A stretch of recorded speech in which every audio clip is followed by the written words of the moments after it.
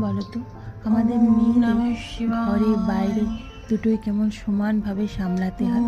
ঘরটাকে যেমন আমাদের সুন্দরভাবে গুছিয়ে রাখতে হয়, তেমনি বাইরের জগৎটাকেও আমাদের সমান তালে তাল মিলিয়ে চলতে হয়। আর আমি এমন একটা কাজের সাথে যুক্ত হয়েছি, অনেক মানুষের দায়িত্ব নিয়ে ফেলেছি। তাই মায়ের রান্না থেকে আমার একদিনও ছুটি নেই। আমি ছুটি নিলে যে অনেক মানুষের খাওয়া দাওয়ার অনেক অসুবিধা হয়ে যায়, তাই আমি একদমই ছুটি নিতে পারি না। আজকে ছিল নীল ষষ্ঠী। ভোরবেলা উঠে আমি ঠাকুরকে গুছিয়ে, ফল গুছিয়ে, ঘরের ঠাকুরকে পুজো দিয়ে চলে গেছিলাম মায়ের রান্নায়। সেখানে গিয়ে রান্না বান্না করে আবার দুপুরবেলা ফিরে এসে স্নান টান করে বাকি পুজোটা করি।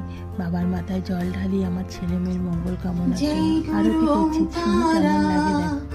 সদ্গুরু ওঙ্কারা ব্রহ্মা বিষ্ণু সদা শিবা, ব্রহ্মা বিষ্ণু সদা শিবা, হরে হরে হরে হরে মহাদেবা, জয় গুরু।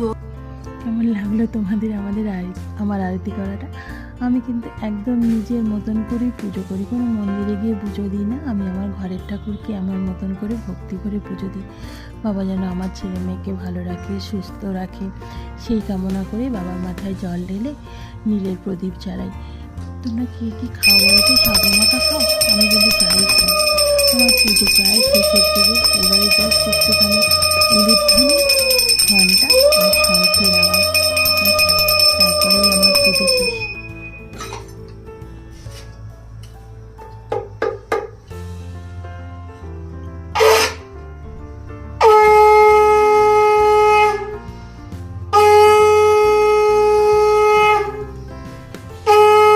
আমার করা পুজোটা তোমাদের কেমন লাগলো বলো তো? ভালো লেগেছে কি?